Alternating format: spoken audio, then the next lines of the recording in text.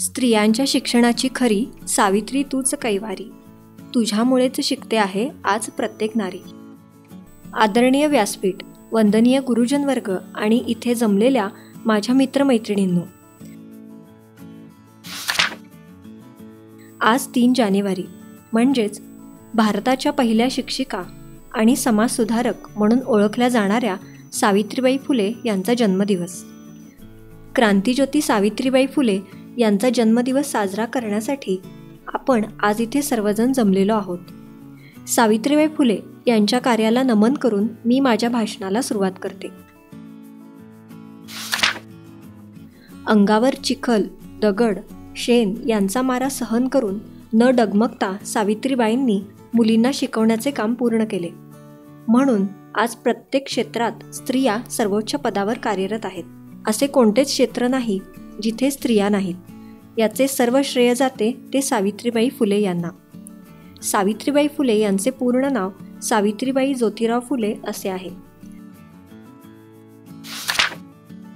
त्यांचा जन्म 3 जानेवारी 1831 साली सातारा जिल्ह्यातील नायगाव या गावी झाला. त्यांच्या आईचे नाव लक्ष्मीबाई आणि वडिलांचे नाव खंडोजी नेवसे पाटील असे होते. वयाच्या अवघ्या 9व्या वर्षी म्हणजेच 1840 साली सावित्रीबाईंचा विवाह महात्मा ज्योतिराव फुले यांच्याशी झाला. ज्या काळात मुलींचे चूल आणि मूल इतकेच जग होते, त्या काळात ज्योतिरावांनी मुलींना शिकवण्याचा निर्णय घेतला. सर्वप्रथम ते स्वतः शिकले आणि नंतर त्यांनी सावित्रीबाईंना शिकवले.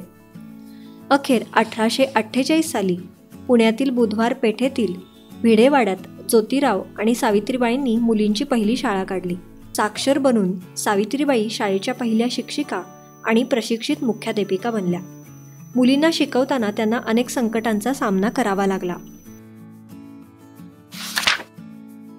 परंतु त्या परिस्थितीशी लढा देऊन त्यांनी आपले काम समर्थपणे चालवले. सावित्रीबाईंनी शिक्षणासोबत विधवा महिला, शेतकरी, गोरगरीब, मागासलेल्या समाजासाठी मोलाचे कार्य केले. अखेर 10 मार्च 1897 साली आलेल्या प्लेगच्या साथीमध्ये त्यांचे निधन झाले.